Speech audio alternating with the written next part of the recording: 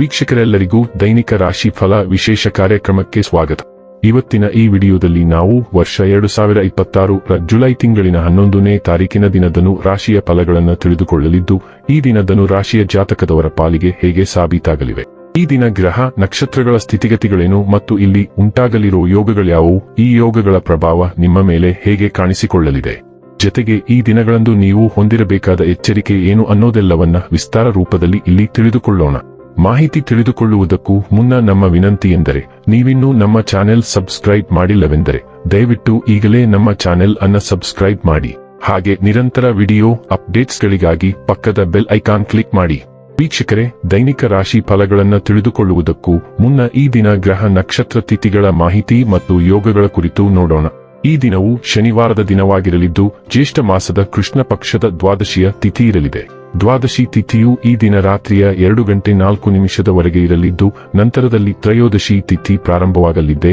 ಜತೆಗೆ ಈ ದಿನ ಬೆಳಿಗ್ಗೆ 11:03 ಕೃತ್ತಿಕ ನಕ್ಷತ್ರದ ಗೋಚರವಿರಲಿದ್ದು, ನಂತರದಲ್ಲಿ ರೋಹಿಣಿ ನಕ್ಷತ್ರದ ಗೋಚರ ಪ್ರಾರಂಭವಾಗಲಿದೆ. ಜತೆಗೆ ಈ ದಿನ ರಾತ್ರಿಯ 12:05 ಗಂಡ ಹೆಸರಿನ ಯೋಗ ಇರಲಿದ್ದು, ನಂತರದಲ್ಲಿ ವೃದ್ಧಿ ಹೆಸರಿನ ಯೋಗ ಪ್ರಾರಂಭವಾಗಲಿದೆ. ಇನ್ನು ಈ ದಿನ ಚಂದ್ರದೇವನು ವೃಷಭ ರಾಶಿಯಲ್ಲಿ ಗೋಚರಿಸಲಿದೆ. ಅದೇ ಸೂರ್ಯದೇವನು ಈ ದಿನ ಮಿಥುನ ರಾಶಿಯಲ್ಲಿ ಗೋಚರಿಸಲಿದ್ದಾನೆ. ಇನ್ನು ಈ ದಿನದಂದು ಅಭಿಜಿತ್ ಮುಹೂರ್ತ ಬೆಳಿಗ್ಗೆಯ 11:59 ಇಂದ ಮಧ್ಯಾಹ್ನದ 12:54 ಇರಲಿದೆ.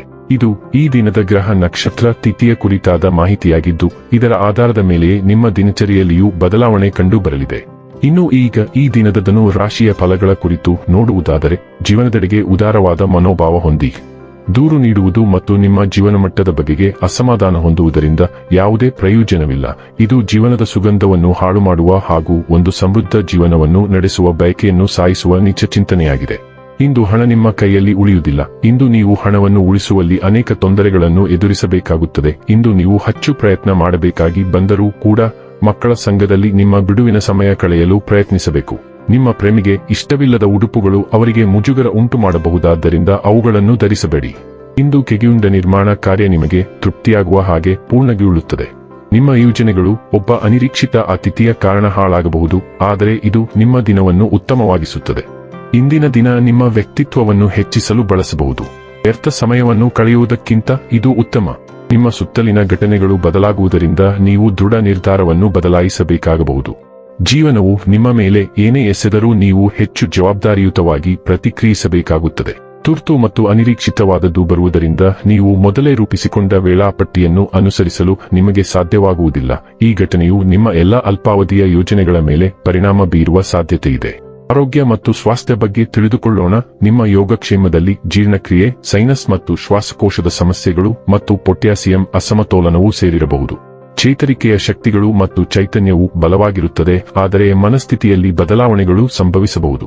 ಮೂತ್ರಪಿಂಡದ ಸೋಂಕುಗಳು ಮತ್ತು ಚರ್ಮದ ಸಮಸ್ಯೆಗಳ ಬಗ್ಗೆ ಎಚ್ಚರದಿಂದಿರಿ. ನಿಮ್ಮ ಕಾಂತೀಯ ಇಂದ್ರಿಯ ಸ್ವಭಾವವನ್ನು ಅಳವಡಿಸಿಕೊಳ್ಳಿ ಮತ್ತು ಕೆಂಪು ಕ್ಲೋವರ್ ಚಹಾ ಅಥವಾ ಪಾರ್ಸ್ಲಿಯಂತಹ ರಕ್ತ ಶುದ್ಧೀಕರಣಕಾರಕಗಳೊಂದಿಗೆ ರಕ್ತ ಪರಿಚಲನೆಯನ್ನು ಬೆಂಬಲಿಸಿ. ಡೈಲಿ ಲವ್ ಮತ್ತು ರಿಲೇಶನ್ಶಿಪ್ ಬಗ್ಗೆ ತಿಳಿದುಕೊಳ್ಳೋಣ.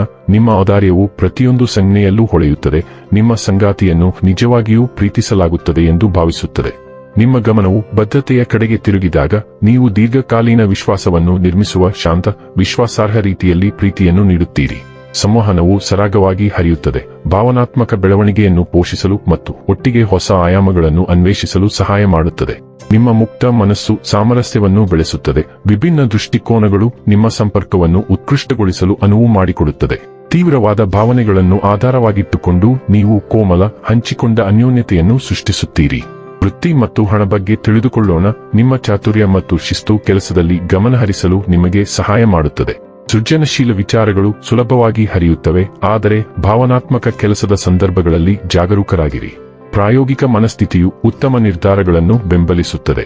ಸಂಘರ್ಷಗಳನ್ನು ತಪ್ಪಿಸಿ ಮತ್ತು ಅರ್ಥಪೂರ್ಣ ಅನುಭವಗಳು ನಿಮ್ಮ ಹಾದಿಯನ್ನು ರೂಪಿಸಲಿ. ಇಂದಿನ ಹೆಚ್ಚಿನದನ್ನು ಪಡೆಯಲು ನಿಮ್ಮ ಕ್ರಿಯೆಗಳ ಬಗ್ಗೆ ಜಾಗೃತರಾಗಿರಿ.